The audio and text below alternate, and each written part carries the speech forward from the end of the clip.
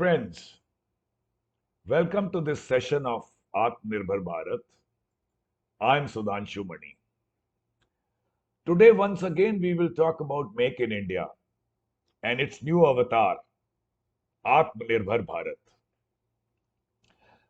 The subject needs thorough analysis, and while I speak to you largely alone today, we are going to make it a series with some experts in future sessions.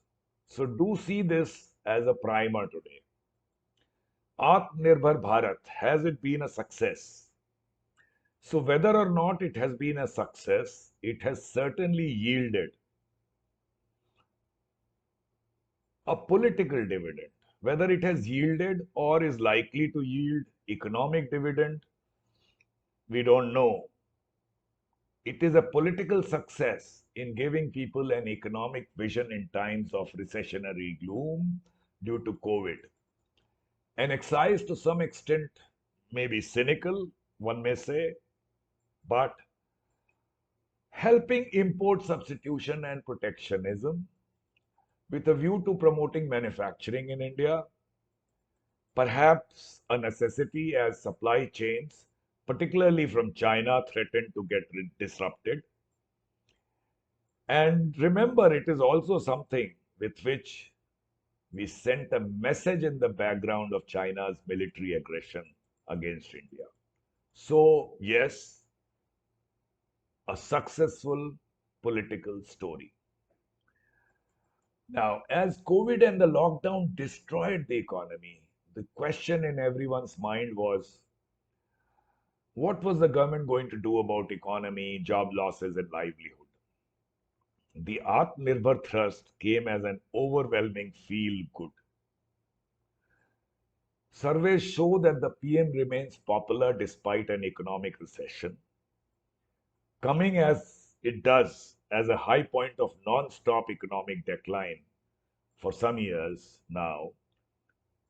But this feel good, the credit for that seemingly goes to the political Atmanirbhar Bharat campaign. Now we have to understand the psyche of our people. I'll give you a personal example. When we conceptualized, designed, and engineered and built the Train 18, the first indigenous semi high speed train of India, which met with great success, undoubtedly, but it also became a darling of the masses. We got love from people. Why? I mean, it was just a train, simply because the countrymen saw it as something entirely of our own, our creation. Magnify this sentiment manyfold.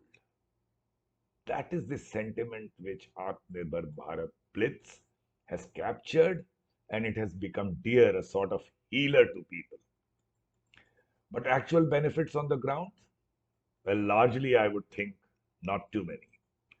So let us not talk about ISRO and to some extent DRDO or the Tejas aircraft project, because these projects do not owe their success to the buzzword of Atmanirbhar Bharat. These projects have been in the making for decades, and in some cases, like the Tejas fighter, for really too long. But that's a separate story. Well, there have been some remarkable successes, and the one that immediately comes to mind is the development of Covaxin, which has indeed put India in a driver's seat, so to say, in these COVID times. But there is also the story, a related story, of how India ramped up its manufacturing capacity in a few months to not only become self reliant, but also the second biggest exporter of PPEs and sanitizers in the COVID times. But these examples are too little and small for a country of our size for a true Atmanirbhar Bharat. How has the government envisaged Atmanirbhar? What's coming up on the screen shows what the government provided for more and more manufacturing in India through direct fiscal stimulus, easy credits, liquidity infusion, helping to support a rise in aggregate investment demand, while investment of banks in government securities up and income of purchasing power of people, question mark there. But these are the questions for economists. So, since I'm not one, I'll ignore all this for the time being. Let me talk about the spirit, the essence of Atmanirbharta. These were all measures good for boosting manufacture, but did leave a lot to be done for generation of demand. But about that later, about the spirit. What you see on the screen, I have tried to capture it. The purpose of Make in India was simply to facilitate manufacturing in India. So far, so good. We perhaps had a moderate success, certainly not a great success. But the idea was to have these lions of Make in India roar into Atmanirbharta. Barring occasional purrs, we have not seen that roar because we have failed to visualize true Atmanirbharta. Roaring into Atmanirbharta would be, for me, a country which can evolve, design, and develop new products for 21st century and then manufacture them to supply not only its domestic market, not only meet its domestic demand, but the demand of the world. Create and fulfill that demand in the world. A creator first and then the manufacturer, both at large scale of products and technology. So where is the problem? Friends, we can expect private sector to invest in meaningful R&D, but it is not going to happen except in select cases. And certainly not in these COVID times when bottom lines are severely strained. But government is a big spender. Government will not be able to do any meaningful R&D. That is also a given. Because it cannot free itself of all the straitjackets and bureaucracy and all the roadblocks. There are exceptions, as I said, like ISRO, but which has that has an ethos free of babudam for long. So that notwithstanding, it is not possible to expect government to do a lot of R&D. What is the best bet then? It is for government to order one Indian private industry with a clear caveat to do majority design and development work in India with the intellectual property right resting in India. They may source from wherever they want from the world, but the design, the brain rests in the Indian minds. And cut out this misplaced level playing field business in public procurement and provide for something clearly skewed for the benefit of capable local industry willing to design and create. Of course, either you help everyone, Tom, Dick, and Harry, or no one. Find out which are the industry which are willing to design and create, and then order on them. Large orders to ensure that the product is not compromised, but the IPR remains in India. But look at this circular, which is the heart of so-called Atmanirbhar Bharat, coming up on your screen. We'll not go into all definitions, but what is the definition of local content? The amount of value added in India. And how's that worked out? Total value of the item procured, excluding net domestic taxes, minus the value of imported content in the item, including all custom duties, as a proportion of total value, total sale value. So imagine if I import something for 4,000 rupees, including customs, and sell it for 10,000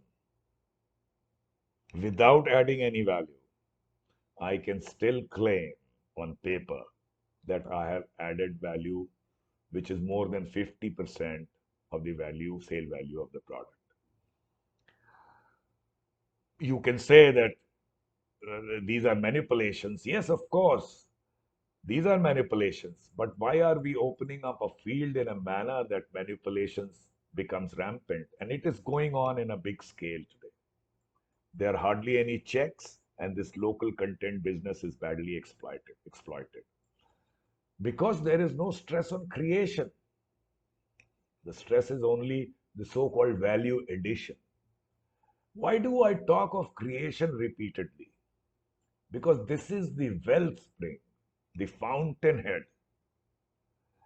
It's not about just making land available to some company, let it get or import technology, train people, and start manufacturing. I mean, this model can suit any underdeveloped country or any country in the world. But this model does not befit a country of our size, with pretensions to become a world power, with pretensions to become truly Atmanirbhar. This is about technology which flows from innovations. So, first about technology. I put together a simple definition which you see on the screen. It's from a Greek word, but note the word art and science of craft, skill, and dexterity of hand. The systemic knowledge and skill to manufacture or put together a product or service with an input, artistry, and expertise, with techniques, methods, and processes, and if required, with specially allied equipment for a particular usage. And this whole gamut then becomes a technology. But it begins with innovation. It's all about creation once again. An idea, which I'll come to now, create, convert, serialize, and own, ownership resting with you, not from somebody residing outside your country. But can this technology be transferred from some other company? Theoretically, yes. We have gone through so many technology transfers. But to my mind, as I put it on the screen for you, it is an oxymoron. I just told you technology is a creation. It lives in the heart and the mind of people, the creator. You can transfer all the drawings, documents, all the manufacturing protocol papers, test papers, sourcing papers, and so on, but you cannot transfer what is residing in the heart and mind of the creator. And therefore, your heart and mind should have that, and that can happen only when you create. And that's also when you own. So, this technology without ownership, to my mind, is meaningless. And as I said earlier, innovation is the mother. Well, I'm not talking about invention because that is a deeper, larger effort with huge R&D nowadays. Hopefully, we'll reach there someday. But today, innovate we must. Without the fear of failure, failures are a stepping stone to success. And the entire ecosystem must support failures. I say that with responsibility. And when somebody ventures to create and fails, there should be support for that because that is eventually going to lead to success. And this needs money, and that money has to be provided. In terms of large orders from the government, pay only when the entire project is completed. Ideally, the development charges should also be paid, but that doesn't meet our bureaucratic system. Possible we should change that, but even in this system, large orders will be a big impetus for private sector to innovate and develop technologies. And what exactly do I mean when I say innovation? You see it on the screen. It is nothing but the birth and incubation of an idea, which converts into a concept when it has gone through a series of analysis. And the cycle of innovation is complete when the underlying idea is successfully converted into reality and it is a product, process, or a business concept or a combination which is put in the real world or marketplace and there is an outcome of value. This is what the government has to encourage with the help of private industry, and the private industry has to manage such that this innovation turns into usable technology. This is a simple definition of management, as you all know, but the components have to be once again from objectives to reviews in the end, using strategy, leadership, and resources.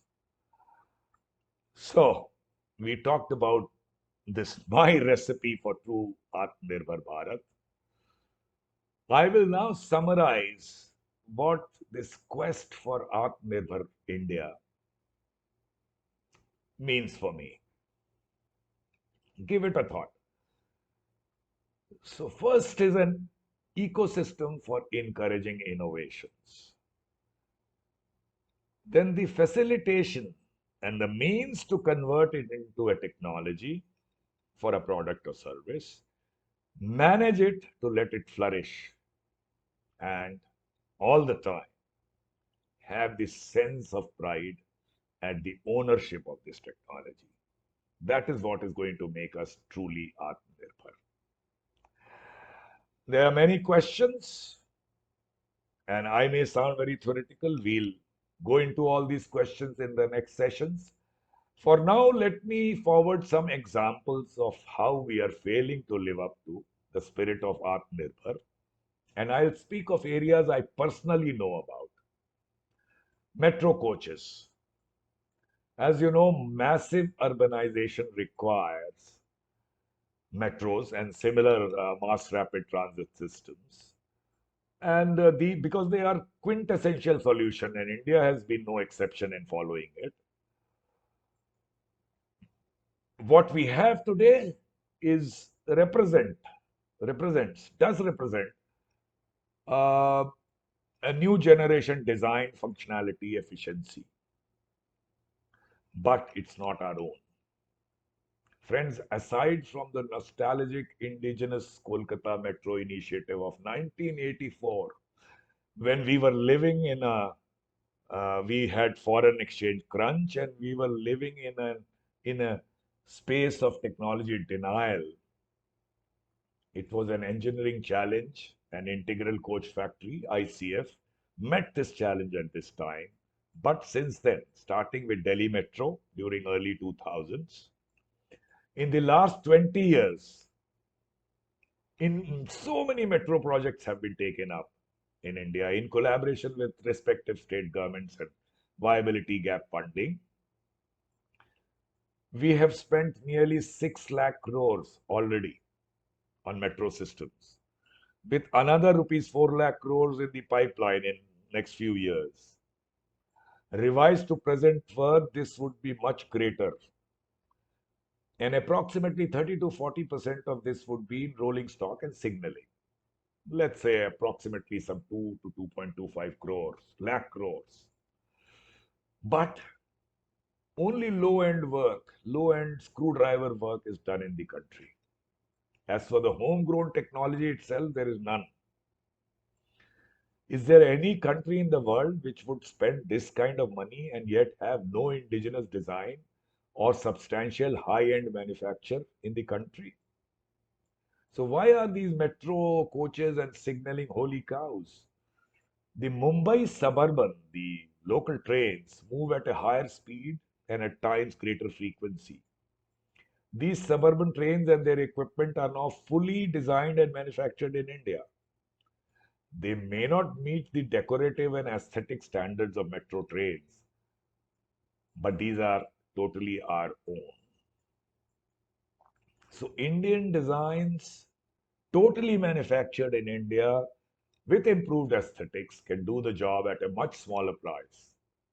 But continuing stranglehold of multinational companies does not abate. The specifications and the eligibility criteria are designed to eliminate local companies. And that's why we own no technology, nothing. Another example, electric buses. You are aware of the much touted government thrust towards electrical vehicles and how we are going to have great penetration of EVs by the year 2030. What is coming up on the screen is our plan, which in itself is not too ambitious, very much doable, showing that India is going to have nearly 8,000 electric buses by 2025. But are we reaching there? Very doubtful.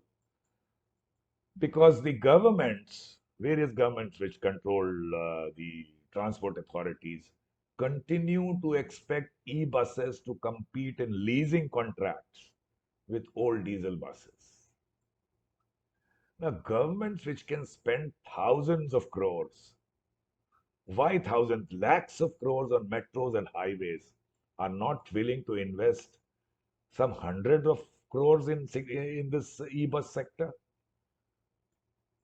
The heart of the e-buses, the electronics, the converters, the motors, and certainly the batteries, all continue to get imported, in spite of our country having these auto majors, Tata, Leyland, so on. But I can understand the batteries, and there is the raw material issue, and it's all with China. But other equipment, it continues to be a shameful story of dependence. Let's talk of solar installations. Do you know that the solar module with the cell, the batteries, and the converter all are mostly imported? Again, I can understand the batteries, but rest.